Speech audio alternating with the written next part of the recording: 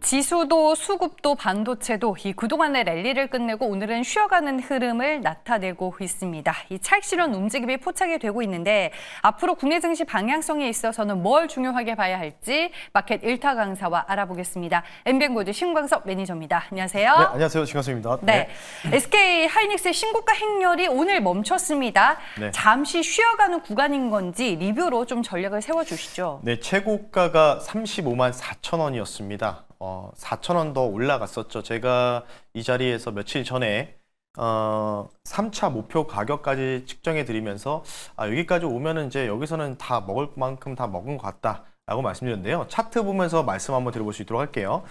여기서부터 사실은 좀 크게 랠리가 나왔어요. 이제 엔비디아 실발 이후에 부터 해가지고요. 쭉 이렇게 랠리가 나왔는데 요거에 따른 이제 과열 국면이었다라고 좀 보고 있고 35만 원 넘어가면은 사실은 익절 구간이긴 하거든요. 그러니까 약간 이제 다 터는 구간이 되지 않았나 싶기 때문에 저는 지금도 뭔가 이제 매도에 대한 의견을 좀 드리고 싶어요. 왜냐하면 좀 피로감이 있다는 거겠죠. 우리 사람도 이제 운동이라든지 뭔가 이제 활동을 좀 많이 하면은 이게 우리가 뭐 며칠 동안 계속 이게 유지가 되면은 몸이 어떻게 되죠? 네, 몸 자체가 이제 좀 힘들어지거나 이제 피곤하고 체력적으로 한계점을 느끼잖아요. 주식시장도 비슷하게 좀 보시면 좋을 것 같기 때문에 뭐 이 정도면은 충분히 이 큰 시총 2위 종목으로 말씀을 드렸으니까요. 충분히 수익 거뒀을 거라 생각을 하고 있고요. 그래서 어쨌든 좀 조정에 대한 가능성. 근데 저의 조정이 뭔가 이제 급하게 급락이 나오거나 뭐 이런 것보다는 적당한 수준에서의 뭐 가격 조정이나 또는 기간 조정 형태가 좀 나오면 다시 또 재차 좀 편입을 할 거니까요. 네, 참고하시면 좋을 것 같습니다. 네, 일단 쉬어가는 흐름이 포착이 됐기 네. 때문에 우리는 수익을 다 챙기고 포트에서 제외하자라고 말씀을 해주셨습니다. 그리고 이삭 엔지니어링 어제 급등을 했었는데 네. 어제는 리뷰 안 하셨나 봐요. 네, 어제는 제가 못 나왔으니까요. 네, 그래가지고 리뷰를 아, 못했죠. 그렇네요. 네, 네, 죄송합니다. 네. 네. 혼자 어제 일도 하시더라고요. 기억이 안 나네요. 네. 네, 어쨌든 어제 개인적인 사정상 이제 리뷰를 못했습니다. 코너를 진행 못했는데요. 자, 상당히 좀 당황스럽네요. 네, 자 이삭 엔지니어링 제 존재가 이 정도밖에 안 되는데 여러분들 지금 1타 강사를 죄송합니다. 시청하고 계십니다. 네. 이삭 엔지니어링은 제가 조선 쪽 스마트 야드 가능성들을 좀 언급을 좀 해드렸잖아요. 이에 관련된 찐 수혜주다라고 말씀드렸고 오늘 또 뉴스가 좀 보도됐어요. 어제부터 이제 HD 현대에서 이제 노조가 파업하면서 뭐 이제 급여를 좀 올렸죠. 예. 월급을 이제 뭐 얼마씩 뭐 10만 원 정도인가요? 뭐 올렸던 걸로 이제 뉴스 나오는데 어쨌든 이런 것 때문에 파업에 대한 부분들이 이제 가셔야 되니까 로봇 노란봉투법까지 같이 좀 병행해서 보자라고 말씀드렸고요. 목표 가격 터치를 했습니다. 뭐 40% 가까이가 나왔다고 보시면 되는데 저는 이제 익절을 좀 권유해 드리고 싶어요. 여기서 이제 뭔가 뭐 그냥 뭐 두면은 뭐 알아서 올라가겠지 생각하겠지만은 지금 이제 내일이 또 FMC가 있잖아요. FMC가 있기 때문에 뭐 FMC 결과 어떻게 될지 모르지 않습니까? 시장의 반응이 중요한데 어쨌든 이삭 엔지니어링도 어찌 보면 로봇주, 스마트 야드 관련 로봇 관련주인데 이제 금리 인하에 대한 기대감도 같이 노란봉투법 플러스에서 같이 갔기 때문에 적절한 선에서 이 정도만 좀 차익 실현을 좀 하고 그리고 아마 좀 조정이 좀 나올 가능성이 높지 않나 로봇주들 전체적으로 저는 이게 개인적으로 이렇게 생각하고 있으니까요. 차익 실현을 권유해드리면서 마무리할 테니까요. 예, 참고하시면 좋을 것 같습니다. 네, 다시 한번 사과드리겠습니다. 네. 어제 아닙니다, 이삭 아닙니다. 엔지니어링 급등하는 거 보고 네. 이 신광석 매니저 종목인데라는 생각을 분명히 네. 했었거든요. 네, 여러분들 SK 하이닉스에 이어 이삭 엔지니어링도 차익 실현을 하자, 포트에서 제외하자라고 리뷰를 도와주셨습니다. 이제 시장 얘기로 들어가 보겠습니다. 제가 그동안에 랠리가 이제 멈췄다라고 말씀을 드렸는데 솔직히 시장이 계속 올랐고 많이 올랐기 때문에 네. 쉬어가는 게 이상하지는 않은 하루인 것 같아요. 저는 개인적으로. 그렇죠. 네. 네.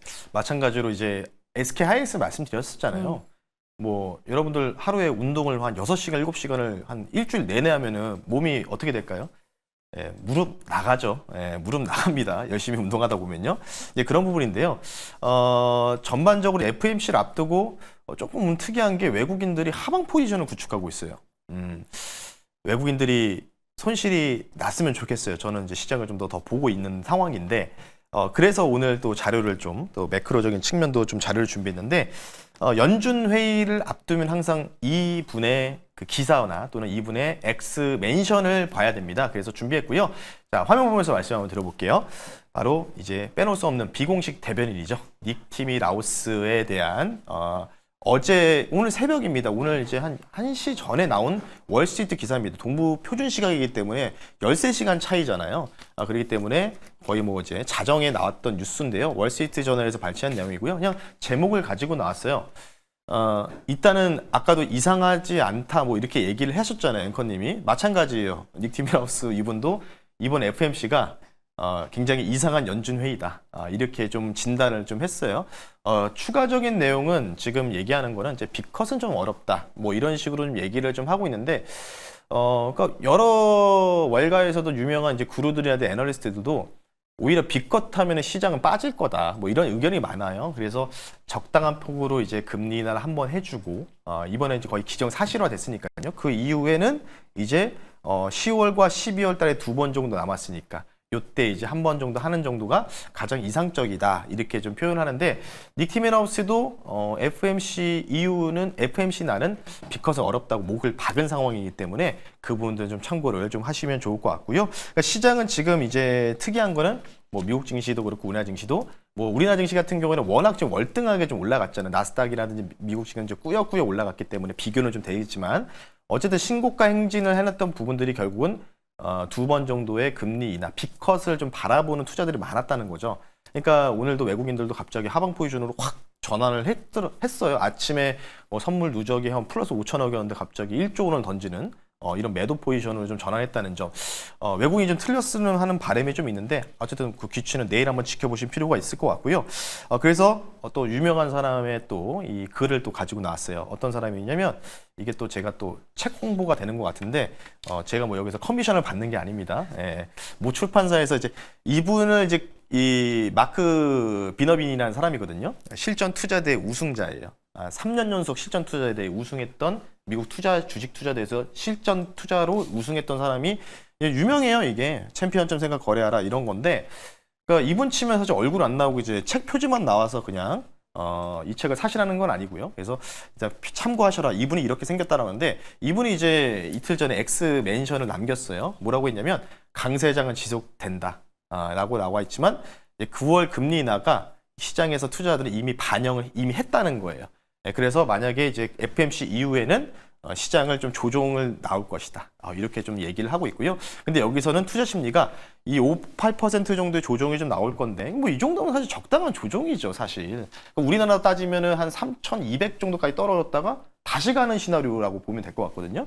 그렇기 때문에 여기서 가장 좋은 이제 의견을 줬던 거는 더 큰 랠리의 신호가 될 거다라는 의견이에요. 그러니까 이번에 조정이 나올 때 잘만 담으면은 또 신고가 나올 때 쭉쭉 하면서 여러분들이 계좌도 신고가가 나올 가능성이 높다는 이 마크 비너비니의 의견이 좀 나왔다. 이렇게 좀 말씀드릴 테니까요. 좀 섬하게 좀 길었죠. 어쨌든 FMC가 전날이고 시장이 좀 하락 나오니까 약간 뒤숭숭한 분위기인데 FMC 이후에 사실 하락이 나오더라도 쉽게 얘기해서 뭐다? 쫄지는 말자.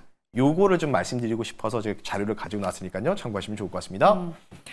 일단은 FOMC 회의 이후로 시장이 좀 쉬어갈 가능성은 있다. 조정의 가능성은 있다라고 말씀을 해주셨습니다. 네. 대외적인 요인이나 거시적인 환경이 이렇다 보니 우리는 또 다른 모멘텀을 어디에서 찾아야 될지 오늘 이쪽에서 결론을 내주실 것 같거든요. 네. 결론 바로 볼까요? 뭐 결론은 사실 이제 네. 어제 이제 뉴스가 나온 건데 뭐 제목부터 보시죠. 바로 볼게요. 세종시 이전 관련된 부분들 다시 또 재점화가 되는 분위기가 좀 나왔어요. 그래서 저는 이게 뭐 실현 가능성이 뭐 미진하다 하는데 실현 가능성이 있는 거고 이미 실행을 하려고 준비를 하고 예산까지도 충족되고 있는 상황인데요. 어제 이제 이재명 대통령이 처음으로 가서 세종시에서 국무회의를 좀 진행을 했고 그와 관련된 이제 공무원들과도 면담을 하면서 얘기를 했고요. 세종시장도 굉장히 좀 긍정적으로 또 화답을 했죠. 세종에 와보니 여유 있고 좋다. 빨리 대통령 제2 집무실을 지어서 세종으로 좀 옮겨야 되겠다. 일단 지금 대통령실이 이전 정권의 그런 산유물이었으니까 이걸 버리고 지금 청와대로 일단 들어갔다가 제2 집무실도 세종 쪽에다가 그러니까 투툴의 전략을 쓴다는 얘기거든요. 또 어쨌든 이런 부분이 있기 때문에 이재명 대통령은 지금 공약을 지키려고 하는 거겠죠. 그래서 좀 추가적으로 보니까 이게 뭐 될 거냐 말 거냐 말이 많은데 결국은 저는 된다고 보고 있거든요. 지금 예산은 이미 반영이 됐어요.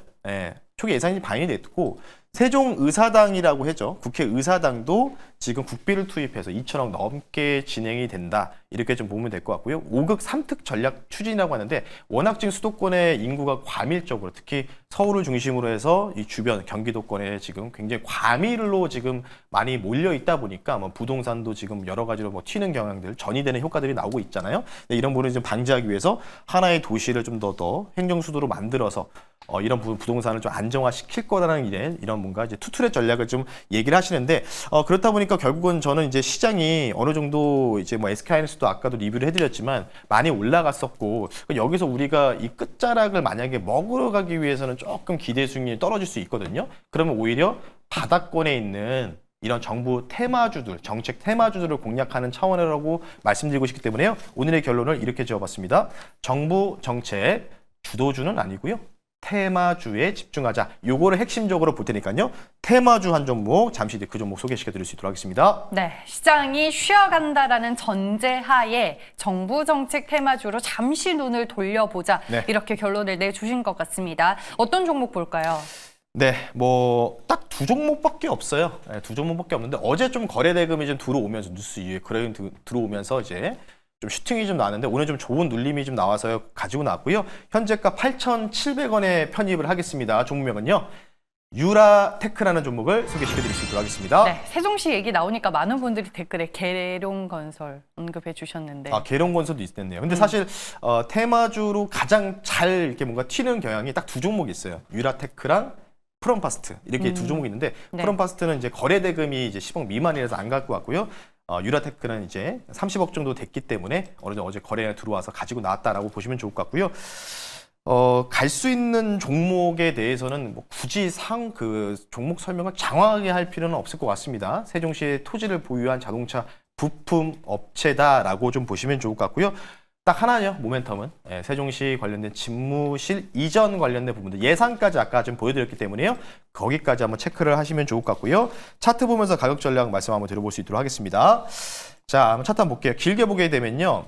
뭐 이때 당시에 정말 많이 올라갔었죠. 이때는 아시다시피 여야 할 거 없이 조기 대선이었잖아요, 6월달이. 대선 직전이었죠. 네, 그러니까 그때 네. 뭐 이제 세종시 이전에서 뭐 김문수 후보가 뭐 한다, 뭐 방문하다, 이재명 대통령도 그때 당시에 막 방문해서 나가 한번 해보겠다, 여기 한번 만들어 보겠다. 그러면서 이제 후보들이 각자 막 얘기하면서 이제 이런 식으로 주가가 단기적으로 한 60% 정도 상승이 나왔고요. 그리고 나서 어떻죠? 시세 지금 다 반납했잖아요. 그런 상황에서 바닥권이라고 아까 말씀드렸기 때문에 이 종목을 좀 가지고 나왔고요. 목표 가격을요, 단기적으로 일단 짧게 볼게요. 1만 원 선 말씀 한번 드려볼 수 있도록 하겠고요. 손절가 좀 타이트하게 가져가겠습니다. 손절가 8,300원 선으로 말씀드릴 테니까요. 내일 FMC 때 뭐 어떻게 될지는 모르죠. 시장의 반응은 어떻게 될지는 모르겠으나 만약에 시장이 조금 재미없는 흐름으로 좀 견지게 된다면 이런 테마주 장세가 또 한 1, 2주 정도 나올 수도 있다는 점. 그래서 약간의 좀 그런 부분들을 좀 고려해서 한번 가격 전략 참고하시면 좋을 것 같습니다. 네, 알겠습니다. 정부 정책 테마주 안에서 오늘은 유라테크에 네. 대해서 강사님과 알아봤습니다. 종목에 대한 투자 포인트들 잘 참고해 보시길 바라겠고요. 오늘 4시 무료 방송에서는 어떤 얘기 준비하셨을까요? 당연히 이제 FMC 전날이기 때문에 FMC 이후에 이제 시장을 어떻게 우리가 봐야 될까? 근데 아마 FMC 이후에는 시장 색깔이 많이 바뀔 것 같아요. 뭐 상승이든 하락이든 간에. 그래서 그에 대한 저의 생각을 여러분들 듣고 싶으시면요. 오후 4시에 너튜브에 신광석 검색하시고 들어오시면 좋을 것 같습니다. 네. 네, 알겠습니다. 많은 분들이 궁금해하는 그 FOMC 이제 결과 발표가 얼마 남지 않았습니다. 미리 전략 세우실 수 있도록 신광석 매니저 찾아봐 주시면 될 것 같고요. 마켓 1타 강사는 여기서 마무리하겠습니다. MBN골드 신광석 매니저와 함께했습니다. 고맙습니다. 네, 고맙습니다.